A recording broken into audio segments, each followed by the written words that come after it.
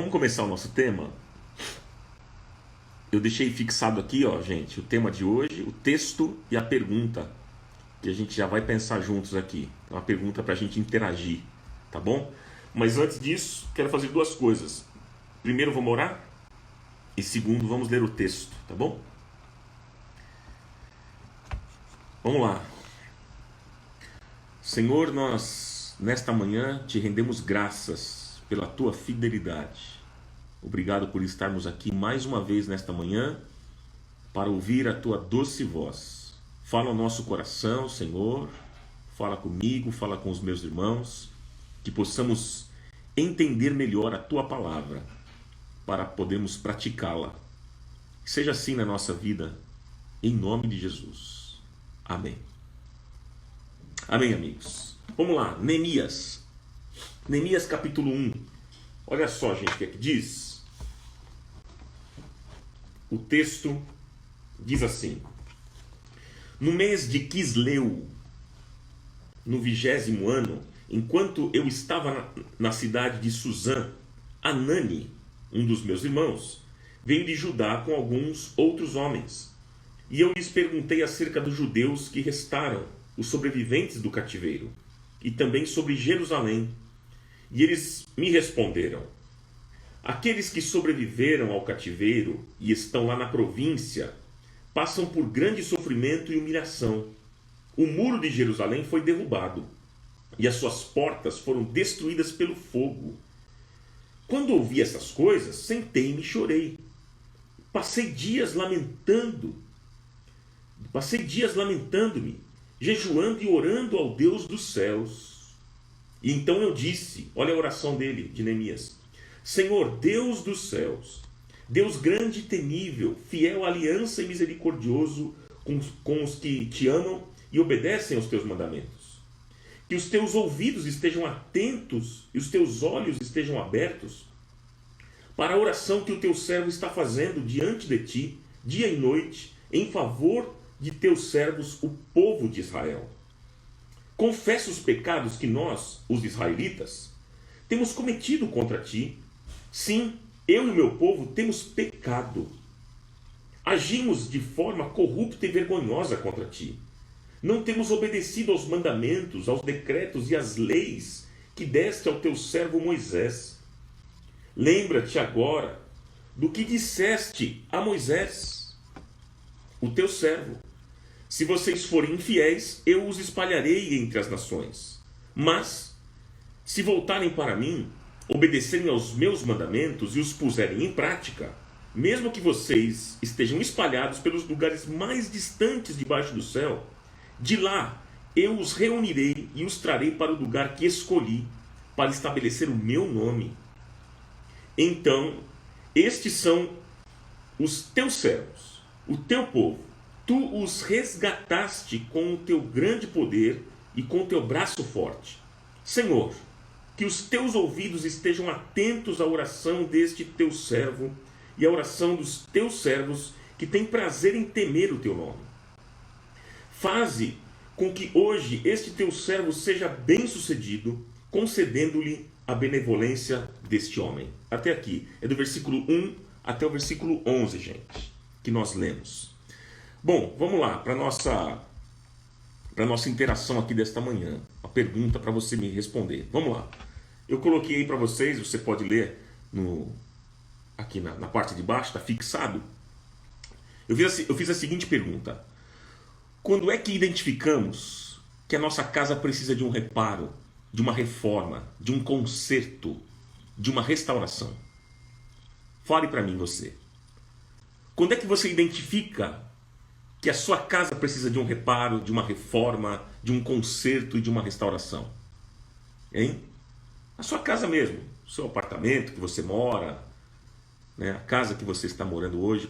Quando é que você identifica que ela precisa de um reparo, né, de um ajuste, de uma reforma, de uma restauração? Então vamos lá, escrevam para mim. Alguém aqui está reformando a sua casa? Olha lá, a Cris colocou: quando aparecem rachaduras, A Jaque colocou quando tudo está quebrando, quando dá problema, quando dá um vazamento. A Heloísa colocou quando vemos algo quebrado ou precisando ser restaurado. A Mônica Bonol colocou quando começar a estragar. A Cris colocou pintura descascando, né? Quando está rachada uma parede, quando algo se quebra, quando aparece um defeito. O que mais? Vamos lá, eu quero ler aqui. Olha só, quando tem algumas rachaduras, infiltrações, quando algo não funciona. É isso mesmo. A pergunta é essa: quando é que identificamos que a nossa casa precisa de um reparo? O lugar que você mora aí precisa de uma reforma? Como é que você identifica? Como é que você identifica que está precisando de uma reforma, de uma restauração na sua casa, no seu apartamento, onde você está morando?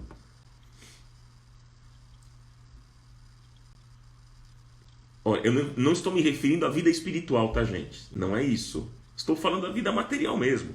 Então não me respondam falando com relação à vida espiritual. Olha lá. Umidade, rachadura, telhas quebrados, isso aí.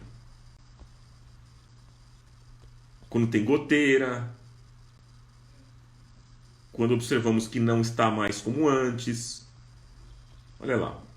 É isso aí. Quando tem trincas, vazamentos, coisas quebradas.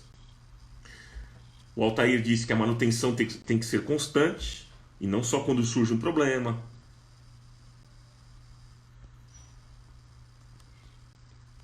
Olha lá, a Betinha colocou umidades nas paredes. É isso aí, gente. Vocês estão indo bem. A parte elétrica ruim.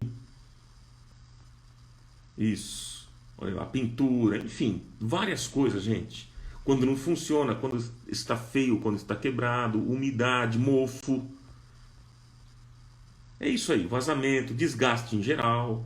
Legal. Maravilha. Parede suja. Então vamos lá, legal.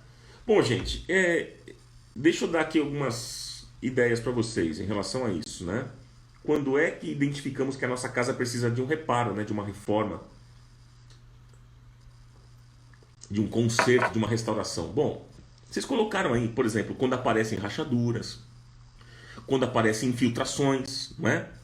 Quando aparecem sinais de mofo, quando a pintura começa a ficar velha, quando o cimento começa a soltar da parede, e aí vai. Tantas outras coisas. Gente, na vida espiritual também é assim.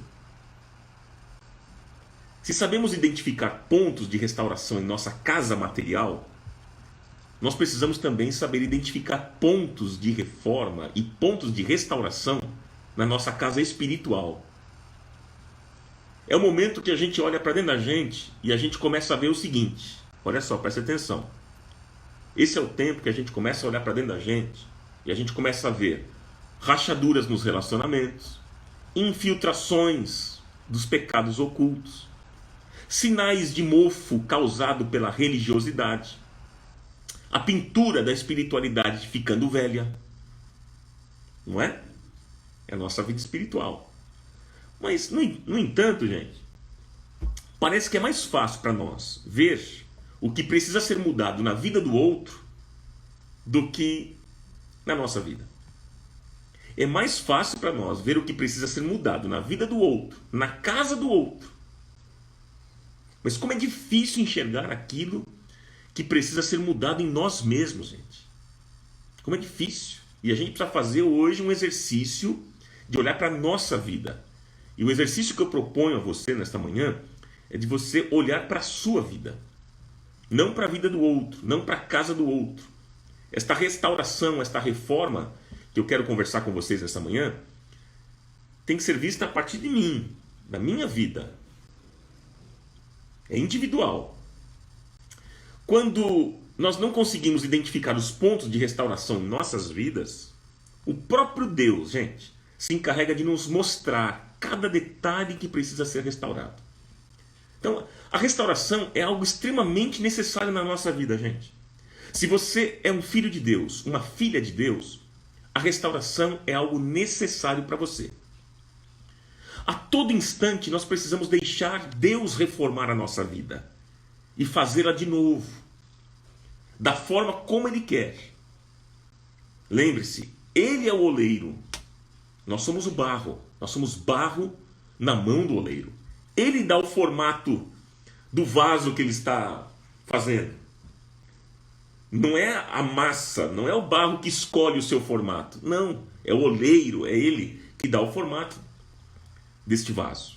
Uns, Ele faz um vaso mais cheinho, outros mais magrinho, outros mais comprido, outros pequenos.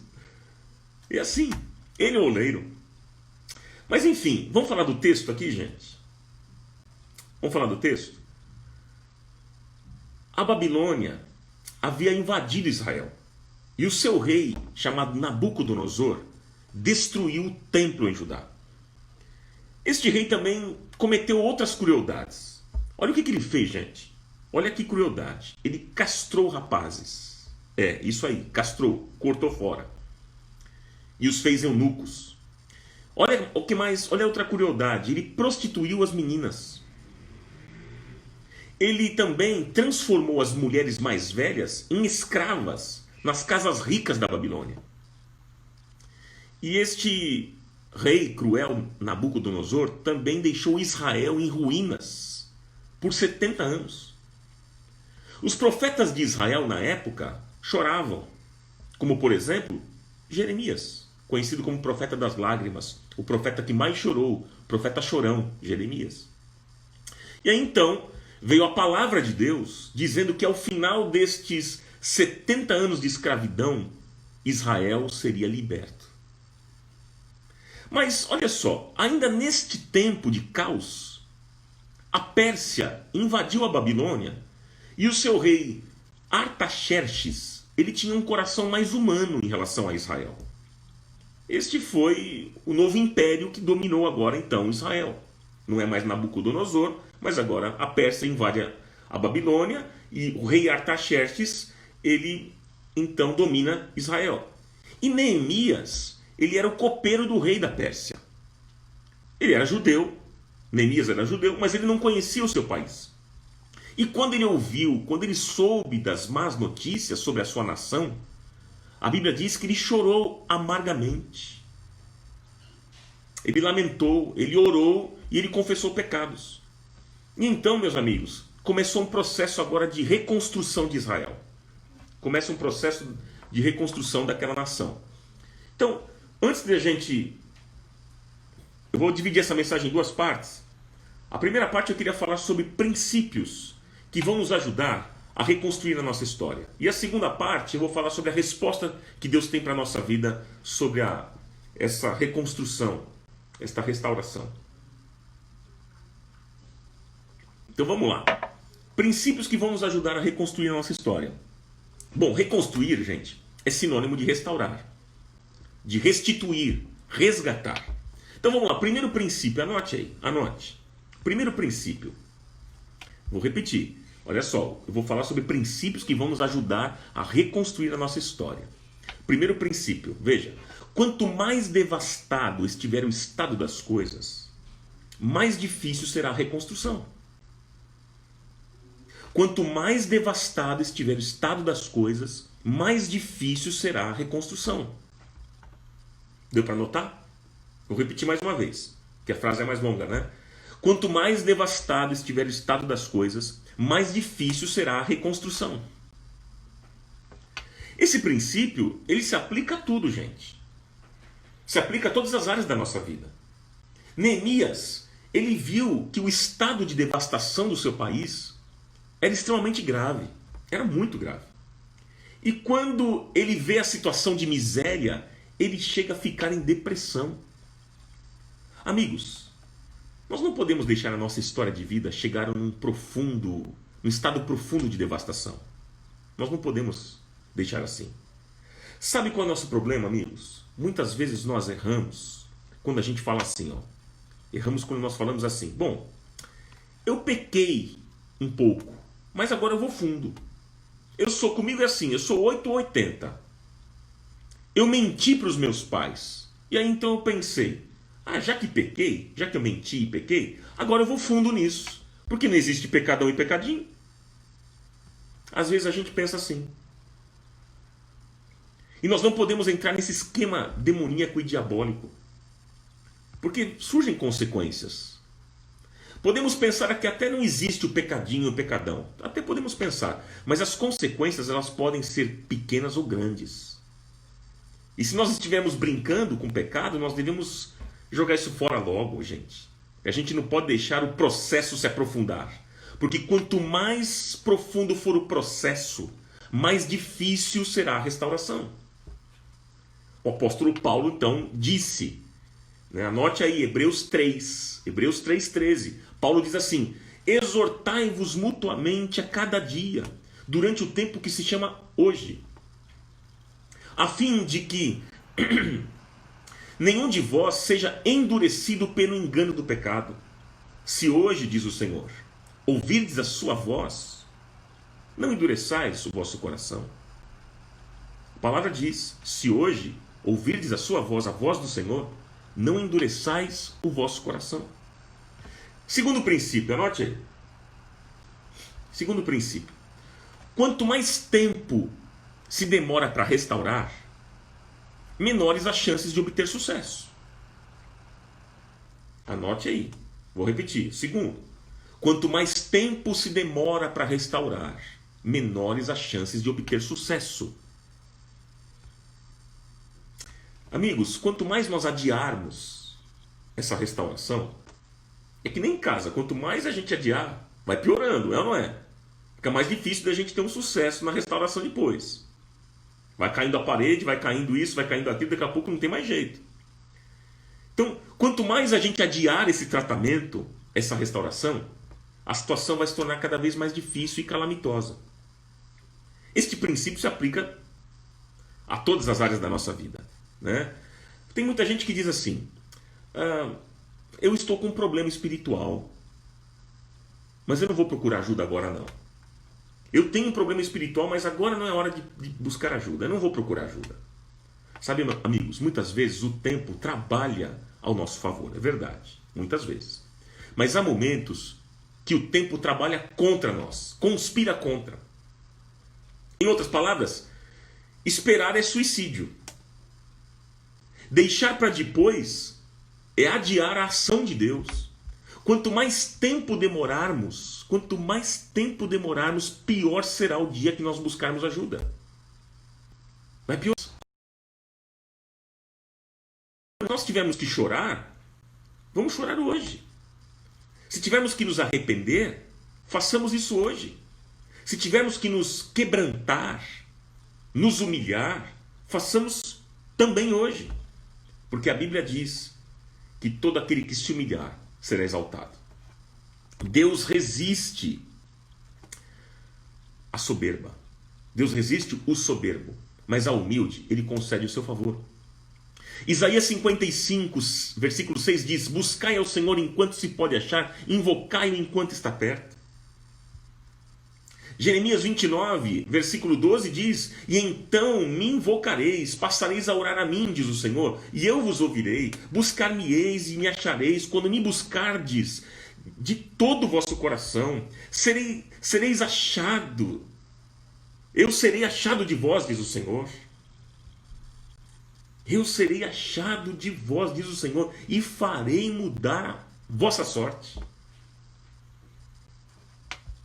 E ainda o Salmo 34, versículo 18 diz: perto está o Senhor dos que têm o coração quebrantado e salva os de espírito oprimido. Deus se aproxima do coração quebrantado, do coração humilde, do coração sincero. Deus se aproxima. Então, se tiver que chorar, chora hoje. Se tiver que se arrepender, faça isso hoje. Se tiver que se quebrantar e se humilhar na presença de Deus, faça isso hoje.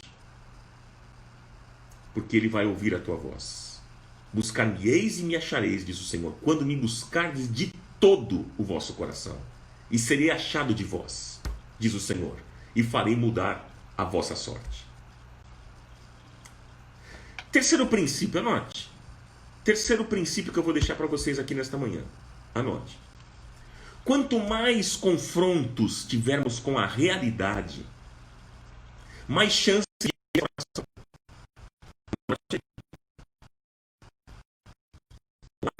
Quanto mais confrontos tivermos com a realidade, mais chances de restauração. Elias não havia recebido nenhum relatório. Ele estava bem, estava tudo tranquilo, estava suave, tudo favorável, porque ele não sabia de nada. Ele não, até então não tinha recebido nenhum relatório. Veja que a ignorância de Neemias o deixava imóvel. Agora eu pergunto para você, qual é um dos maiores ministérios do Espírito Santo? Qual é? Qual é um dos maiores ministérios do Espírito Santo? Alguém pediu para repetir, que eu vou repetir. A Cleidinha pediu. O outro princípio, o terceiro princípio que eu coloquei é: quanto mais confrontos tivermos com a realidade, mais chances de restauração. Quanto mais confrontos tivermos com a realidade, mais chances de restauração.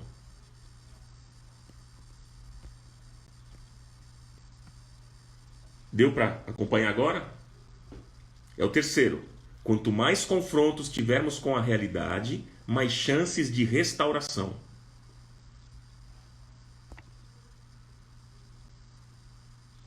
Deu? Tá tudo certo aí, gente?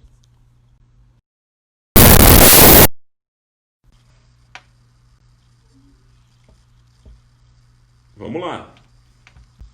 Quanto mais confrontos tivermos com a realidade, mais chances de restauração. Agora eu fiz a pergunta. Qual é um dos maiores ministérios do Espírito Santo? Sabe qual é? É convencer o homem do pecado, da justiça e do juízo. Não é verdade? E por que isso? Sabe por quê, meus amigos? Porque enquanto nós não formos confrontados e não se abrir a realidade de quem somos, sempre nós acreditaremos que nós não precisamos de nada na vida. Veja, o primeiro estado do Evangelho é fazer com que nos sintamos péssimos. Esse é o primeiro estado do Evangelho. É fazer com que nos sintamos péssimos. O Evangelho, antes de ser boas novas, o Evangelho é péssima notícia. Por quê? Porque ele nos tira as máscaras que nós colocamos em nós mesmos durante muito tempo. É muito interessante. A live fica gravada assim. Eu vou subir, abrindo parênteses aqui, ó. Eu vou subir depois no meu canal do YouTube, gente. O Ronaldo Bezerra. Não hoje, não sobe hoje não. Mas depois, semana que vem, vai estar lá essa mensagem. Como já tem outras mensagens gravadas. Voltando aqui. Amigos, muitos não cristãos, quando eles são confrontados com o Evangelho, por vezes eles acreditam serem pessoas boas. Não é verdade? Que não precisa de nada.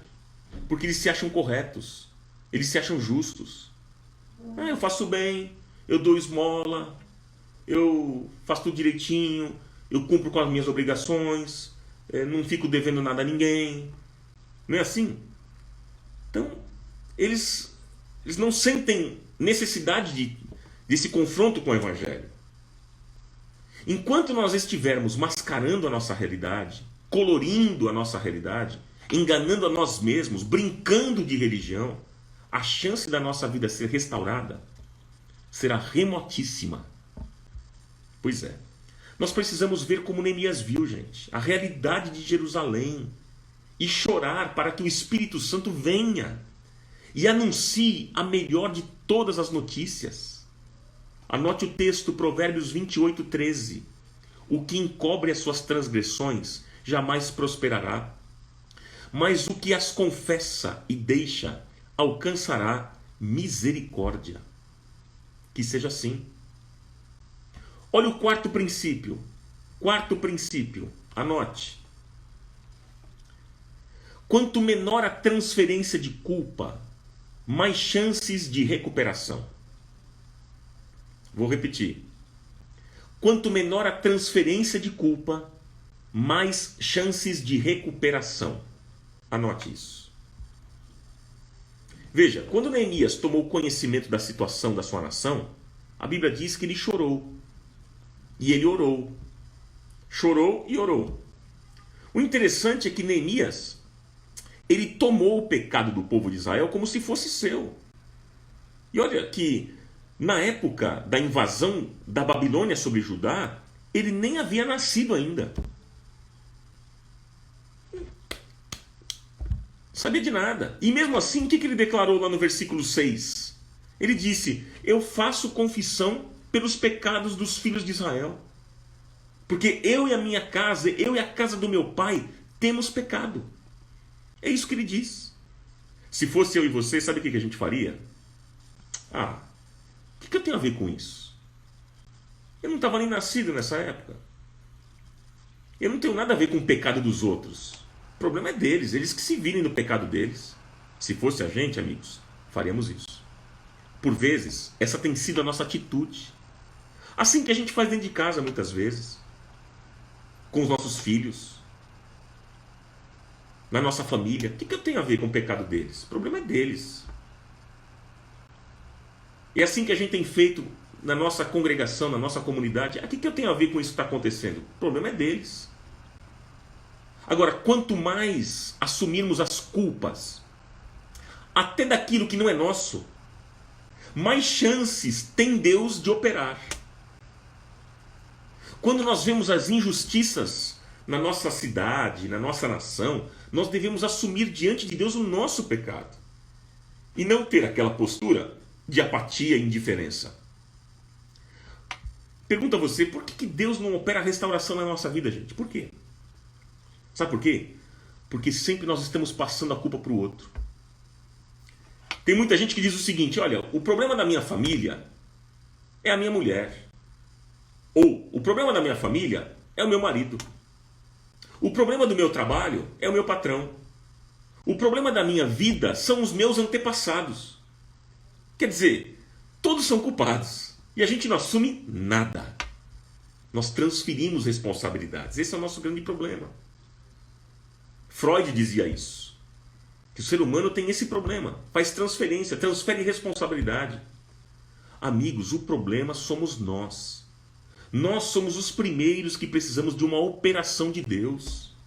Somos nós que precisamos nos humilhar na presença do Senhor. E a Bíblia diz em 2 Crônicas, um texto que você conhece, 2 Crônicas 7,14, diz assim: se o meu povo que se chama pelo meu nome, diz o Senhor, se humilhar, orar, me buscar, se converter dos seus maus caminhos, então eu ouvirei dos céus, diz o Senhor, perdoarei os seus pecados e sararei a sua terra. Estarão abertos os meus olhos e atentos os meus ouvidos à oração que se fizer neste lugar.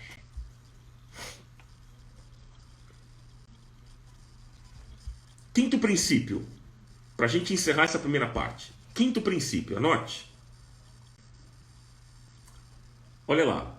Todo processo de restauração exige constância da nossa parte.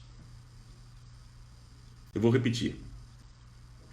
Todo processo de restauração exige constância da nossa parte. Veja só, gente, restauração leva tempo. Não é passe de mágica. Nós precisamos ser pacientes, constantes, perseverantes. Dizem que a perseverança é a rainha de todas as virtudes, né? Todas as virtudes dependem da perseverança. Então, veja, do que adianta uma pessoa ser honesta, mas depois deixar de ser honesta? Do que adianta a pessoa ser verdadeira, mas depois deixar de ser verdadeira? Por isso é que a Bíblia diz que o prêmio ele vai ser dado àquele que perseverar até o fim. A questão não é só começar bem, mas é principalmente terminar bem. A Bíblia diz que Neemias chorou e ele orou durante 3 meses. De acordo com o calendário judaico, diz lá, olha só que interessante, o versículo 1 diz no mês Quisleu, no mês de Quisleu. E depois no capítulo 2, logo no início, diz no mês de Nisan. Significa, de acordo com o calendário judaico, 3 meses. Durante 3 meses, Neemias se angustiou com o Estado de Israel. Em outras palavras, não foi um arrepio no final de um culto, não é isso. Mas foi uma paixão perene na alma de Neemias. Algo que ele não esquecia, que não saiu da sua mente durante 3 meses. Neemias, ele ficou tão angustiado, gente, mas tão angustiado que ele ficou abatido. Sabe, se nós queremos processos de restauração na nossa vida, não basta ir à frente num apelo de culto. Não, levantar a mão no apelo de culto.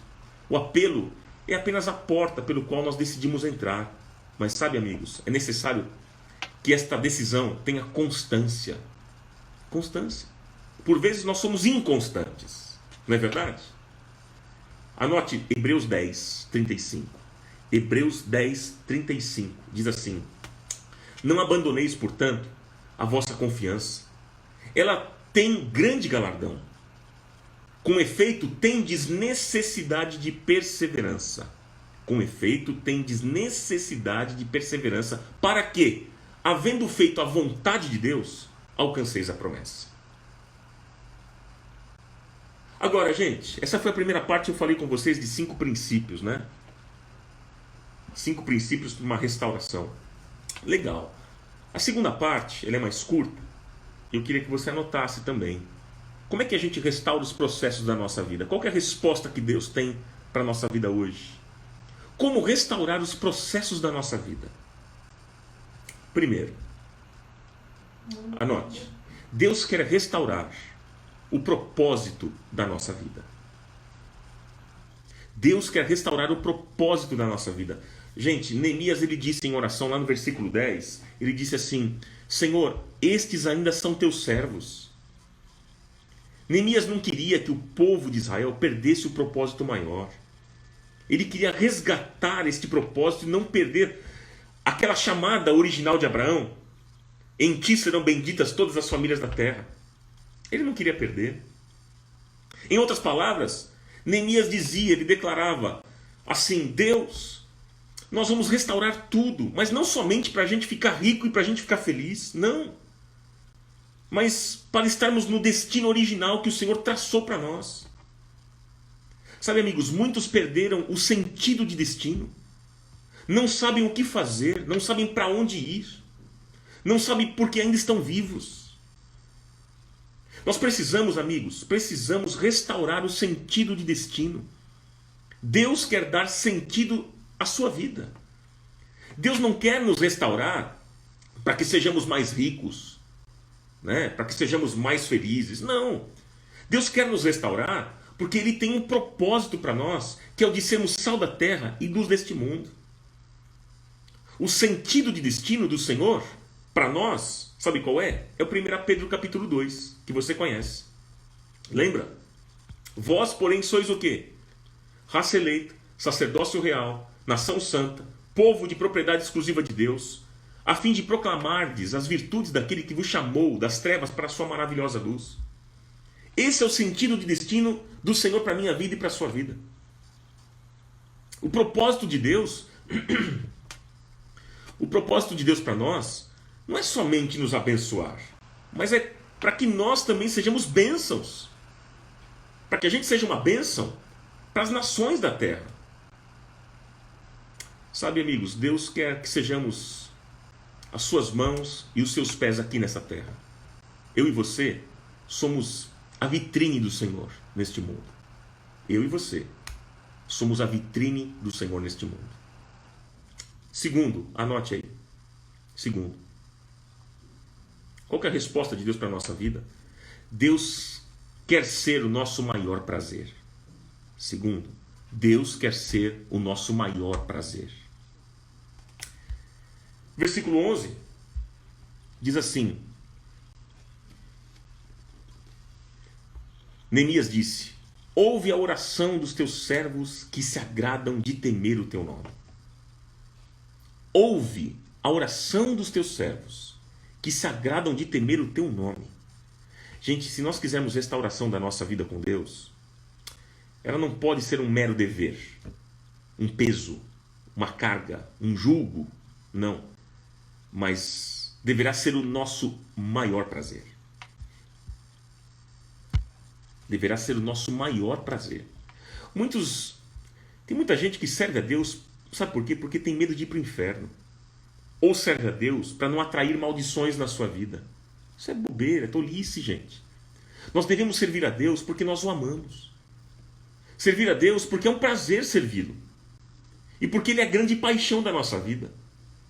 A nossa atitude para com Deus deve ser a seguinte: Senhor, eu dou tudo que eu tenho, porque eu estou comprometido com a causa de Jesus Cristo, porque eu acredito nesta bandeira, e eu estou disposto não apenas a crer neste ideal, mas a morrer também por este ideal.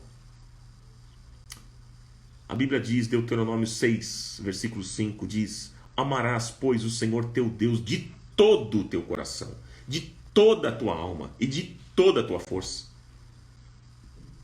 Que assim seja. Então, Deus quer ser o nosso maior prazer. Terceiro e último, anote: Deus renova sua graça e misericórdia. Deus renova sua graça e misericórdia. Esse é o terceiro.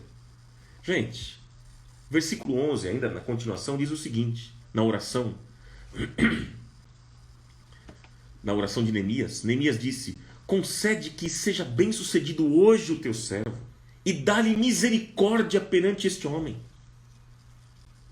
Em outras palavras, amigos, Neemias nos ensina que tudo que Deus realiza não é por méritos de homens ou dos homens, mas é pela bondade, pela misericórdia infinita de Deus.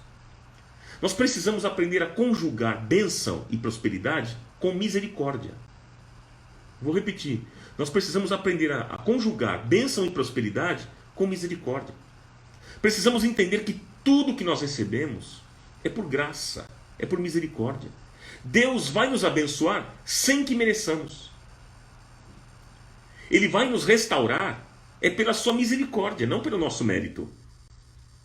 A palavra misericórdia vem de duas raízes latinas: miserere cordis. Miserere é miserável, cordis é coração. Em outras palavras, misericórdia significa o quê? Ter o coração voltado para o miserável.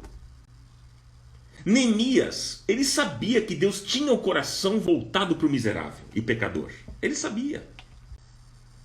Êxodo 22, 27 diz: será, pois, que quando clamar a mim, eu o ouvirei, porque sou misericordioso, diz o Senhor. O texto que a gente conhece tanto, de Lamentações 3, versículo 22, as misericórdias do Senhor são a causa de nós não sermos consumidos, porque as suas misericórdias não têm fim, elas renovam-se a cada manhã, grande é a tua fidelidade. E eu quero concluir essa mensagem para a gente orar, perguntando a você: existe alguma área da sua vida que não vai bem? Existe alguma área da sua vida que não vai bem? Há alguma questão da sua vida ou projetos pessoais que você abandonou? Que você desistiu por dificuldades ou até mesmo frustrações? Qual é a cidade abandonada da sua vida que espera por uma reconstrução? Não falo cidade, qual é a área abandonada da sua vida que está esperando por uma reconstrução? Ministério? Ministerial? Área sentimental? Familiar? Profissional? Os estudos? Qual é a área que você abandonou e que hoje espera uma reconstrução?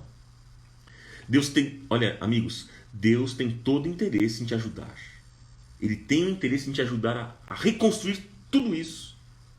Mas a gente não tem tempo a perder. Não há tempo a perder, amigos. Quanto mais nós demorarmos, mais difícil será a reconstrução. Nós vimos isso hoje, não é verdade? Quanto mais demorarmos, mais difícil a reconstrução. Então, amigos, como Neemias, nós precisamos resgatar o nosso sentido de destino. O Senhor deve ser o nosso maior prazer. E com graça e misericórdia, Deus enviará todos os recursos necessários para que a nossa vida seja reconstruída. E que assim seja. Eu vou repetir esse final porque resume os 3 aspectos do que eu falei aqui dessa segunda parte. como Neemias, nós precisamos resgatar o nosso sentido de destino. O Senhor deve ser o nosso maior prazer. E com graça e misericórdia, Deus enviará todos os recursos necessários para que a nossa vida, para que a sua vida seja reconstruída hoje. Em nome de Jesus. Amém. E vamos orar.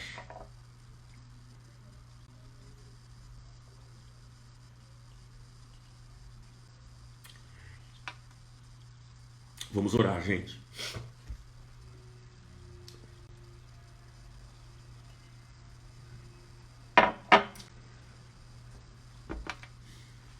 Pai, em nome de Jesus, eu quero te louvar mais uma vez pela tua palavra. Te agradecer pelo bem que o Senhor tem feito a nós. Obrigado, Pai, porque o Senhor, como nós vimos ainda hoje, o Senhor tem nos alcançado com graça. O Senhor tem nos alcançado com misericórdia. A tua palavra diz que quando nós clamarmos ao Senhor, o Senhor vai nos ouvir, porque o Senhor é Deus misericordioso. Nós cremos nisso. As tuas misericórdias, elas são a causa de nós não sermos consumidos, porque as tuas misericórdias não têm fim. Elas renovam-se a cada dia. Elas renovam-se a cada manhã. Grande é o teu amor. Grande é a tua fidelidade. Nós cremos assim, Senhor.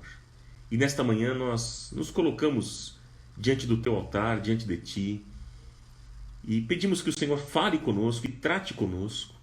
Quantas pessoas estão aqui nesta manhã e que precisam de restauração.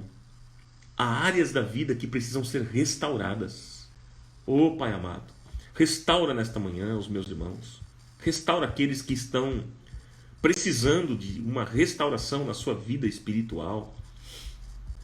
Em nome de Jesus, como nós falamos ainda no começo, às vezes existem rachaduras nos relacionamentos. Às vezes existem infiltrações dos pecados ocultos. Às vezes sinais de mofo causado pela religiosidade. Às vezes a pintura da espiritualidade está ficando velha. E esta casa precisa ser restaurada. Restaura, Senhor. Restaura a nossa vida. Restaura a vida dos meus irmãos. Que possamos ser curados, tocados por Ti nesta manhã. Converta nesta manhã o coração dos pais aos filhos, dos filhos aos pais, do marido à esposa, a esposa ao marido, dos amigos. Converta, Senhor. Oh, Pai, em nome de Jesus, nós queremos pedir ao Senhor que seja uma manhã de restauração na nossa vida. Há áreas da nossa vida que precisam de um trabalhar do Senhor. Precisam ser restauradas e nós queremos esta restauração. Nós abrimos a nossa vida, o nosso coração. Nós não queremos deixar para depois. Nós não queremos deixar para depois. Porque nós vimos nesta manhã que deixar para depois é o pior a se fazer. Quanto mais tempo a gente demorar para restaurar, menores as chances da gente obter sucesso. Foi o que nós vimos e nós não queremos isso. Nós queremos que seja agora. Olhar para hoje. Nós queremos ser confrontados com esta realidade na nossa vida, nesta manhã. Oh, Pai amado, ajuda-nos. Que nós não entremos no erro de transferirmos responsabilidades. Que a gente não entre no erro de dizer que o problema da nossa família é o nosso cônjuge. Que o problema do trabalho é o patrão. Que o problema da nossa vida são os nossos antepassados. Não, Senhor. O problema somos nós. Nós que precisamos nos humilhar. Nós que precisamos orar. E buscar ao Senhor todos os dias, e que haja constância da nossa parte, Pai amado.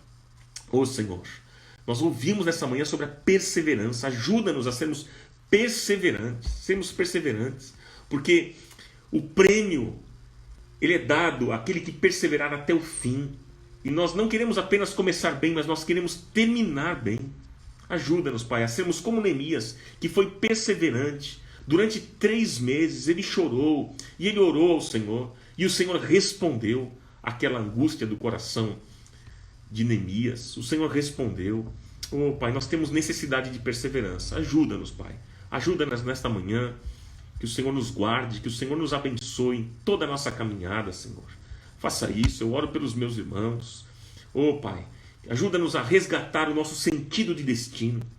Ajuda-nos, Pai. Que o Senhor seja o nosso maior prazer e que possamos acreditar mesmo que com a Tua graça e bondade e misericórdia o Senhor vai enviar nesta manhã todos os recursos necessários para que a nossa vida seja reconstruída. No nome poderoso de Jesus, eu oro e te agradeço. Amém, amém e amém. Louvado seja o Senhor. Então Deus abençoe vocês, todos vocês. Obrigado por estarem aqui nessa live. Que o Senhor guarde a vida de vocês. Dê um dia de vitória na presença do Senhor. Qualquer coisa, só chamar, contem comigo, tá bom? Grande beijo, amigos. Beijão para todos vocês. Amanhã o tema é equilíbrio. Você não pode perder. Divulgue. Beijão. Deus abençoe vocês, queridos. Tchau, tchau.